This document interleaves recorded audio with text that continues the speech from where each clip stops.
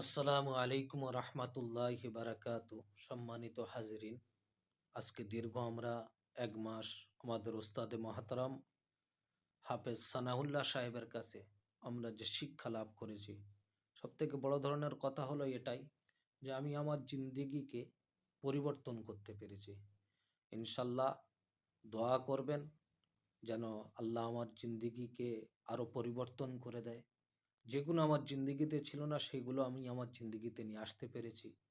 এবং সবথেকে বড় ধরনের কথা হলো যে তদবির, সেই তদবির কিভাবে কাজ করবে, কিভাবে কিরকমভাবে কিরকম সিস্টেমে লিখলে তবে কাজ হবে, সেগুলো কি আমল করলে, কি আমাদের জিন্দিগিতে আনলে আমাদের ইমান বেঁচে থাকবে, আমল বেঁচে থাকবে, হজরতজির কাছ থেকে আমরা শিক্ষা লাভ করেছি। কিন্তু দুর্ভাগ্য যে আমরা হয়তো ঠিকভাবে নিতে পারিনি, কিন্তু হজরতজি আমাদের প্র্যাকটিক্যালে প্র্যাকটিক্যালে বা ধরে ধরে বুঝিয়ে দেওয়ার মতো, যেরকমই একজন ছাত্র এবং শিক্ষক যেরকমই সামনাসামনি বসে থাকলে যেভাবে একজন শিক্ষক তার ছাত্রকে বোঝায়, সেইভাবে হজরতজি আমাদেরকে বুঝিয়েছেন এবং শিখিয়েছেন। এবং আমরা হজরতজির কাছে চাইব যে হজরতজি যেন আমাদের জন্য, আমাদের এই 16 নম্বর ব্যাচের ছাত্রদের জন্য যেন দোয়া করেন, যেন আল্লাহ পাক আমাদেরকে ইমান আমল বাঁচিয়ে এবার উম্মতের আল সেবা করে দুনিয়ার জিন্দিগিতে ইমান নিয়ে যাবার যেন আল্লাহ আমার আপনাকে তৌফিক দান করেন।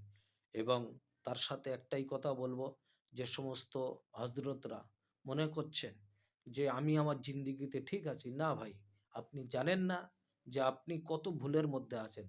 যখন আয়নার সামনে নিজের চেহারাটা দেখাবেন তখন বুঝতে পারবেন যে আপনার চেহারার উপরে কতগুলো দাগ আছে।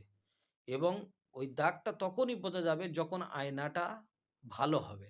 তো হজরতজির তেনার আদর্শ এবং তিনি যে আল্লাহওয়ালা মানুষ, তেনার ভিতরে যে সিফত, সেটা হলো আয়না। তো ওই আয়নার সামনে যখন আমি আপনার যখন চেহারা রাখবো, তখন বুঝতে পারবো যে হজরতজি তিনি কিরকম, এবং আমার জিন্দিগিতে কোন কোন জিনিসগুলো ভুল, আমি কোন কোন ভুল রাস্তায় চলাফেরা করছি।